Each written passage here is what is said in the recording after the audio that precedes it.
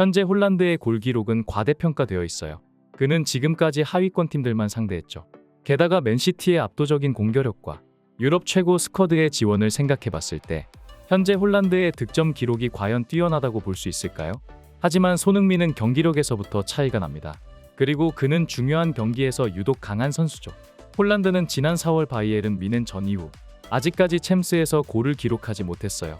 이것은 홀란드가 유독 큰 경기에서는 작아진다는 걸 의미하죠. 맨시티는 홀란드 없어도 얼마든지 승리할 수 있는 팀입니다. 하지만 토트넘은 손흥민 없이는 이길 수 없죠. 이번 시즌 골 순도에 있어 손흥민이 압도적으로 위에 있다고 보는 것이 맞을 겁니다. 손흥민은 아스날과 리버풀을 상대로 3골을 꽂아 넣었어요. 현재 토트넘이 맨시티를 뒤쫓을 수 있는 가장 큰 이유죠. 이제 험난한 일정을 모두 끝마친 토트넘은 한숨 돌릴 수 있게 되었습니다. 물론 축구공은 둥글고 절대라는 것은 없기는 합니다만 다가오는 루턴전에서 토트넘이 승리를 가져가지 못할 것이라 생각하나요? 저라면 토트넘이 최소 3골 이상 골 잔치를 벌인다는 것에 돈을 걸겠습니다. 그리고 같은 라운드에서 맨시티는 아스날이라는 강팀을 만나죠.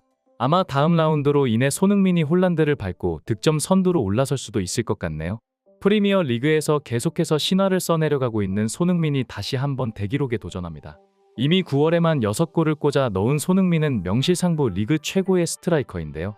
프리미어 리그 사무국은 홈페이지를 통해 9월 이달의 선수 후보 7명을 발표했고 이 명단에 손흥민이 들어가는 것은 당연지사라고 볼 수 있습니다.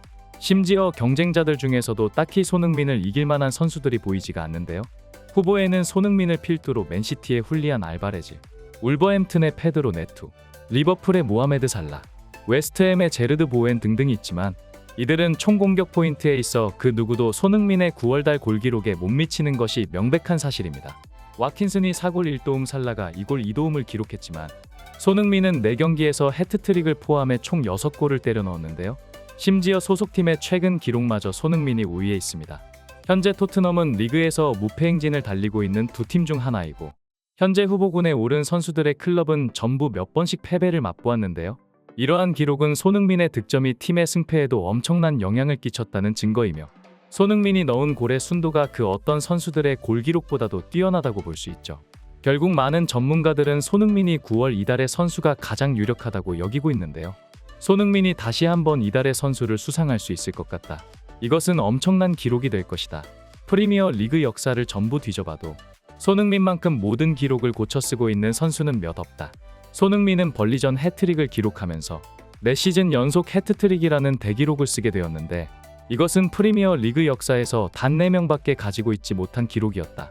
손흥민은 앨런 시어로, 티에리 앙리와 어깨를 나란히 하는 레전드 공격수인 것이다. 또한 손흥민은 축구계에서 가장 많은 존경을 받는 선수이다. 그의 헌신적인 태도와 프로다운 자세는 모든 축구 선수들의 본보기가 된다. 아카데미 시절부터 토트넘에 몸담아온 해리케인마저 트로피를 들기 위해 소속팀을 배신하고 독일 땅으로 건너갔다. 그러나 손흥민은 끝까지 팀에 남아 충성을 지켰다. 그리고 뮌헨으로 건너간 케인은 최근 부진한 경기력으로 오히려 우승 경쟁에 있어 빨간불이 켜졌지만 토트넘은 포스테코글루 감독 부임 이후 가장 빛나는 전성시대를 맞이했다. 많은 팬들은 축구 경기를 보며 그 속에서 낭만을 찾고는 한다. 하지만 프리미어 리그에서 손흥민보다 더 낭만적인 선수는 없을 것이다. 나는 딱히 우승 경쟁에 있어 특정 팀을 응원하지는 않는다. 그 누가 우승하든 그들은 마땅히 자격이 있는 팀이기 때문이다. 그러나 한 팀이 오래 독주를 하는 것을 지켜보는 것은 축구팬 입장에서 썩 달갑지 않은 것도 사실이다. 과연 맨시티의 1인 독주 체제를 깨뜨릴 클럽이 누가 될 것인지 궁금했다. 리버풀은 한때 맨시티의 최대 경쟁자였으나 최근 끝없는 부진에 빠지며 유로파 리그로 추락했고 아스날은 저번 시즌 맨시티를 꺾고 우승할 뻔했으나 뒷심 부족으로 인해 결국 트로피를 내주고야 말았다. 하지만 지금의 토트넘은 맨시티를 꺾을 수 있는 가장 강력한 후보이다. 심지어 주전 라인업의 선수들 대부분이 젊기 때문에 이들은 앞으로 시즌이 진행될수록 더욱 발전할 여지가 있는 팀이다. 리그 일정에 있어서도 맨시티에 비해 훨씬 편안한 상황이다. 맨시티는 다음 라운드에서 이제서야 아스날과 첫 경기를 가지게 되지만 토트넘 이미 아스날은 물론이고 맨유와 리버풀을 상대로도 경기를 치렀다.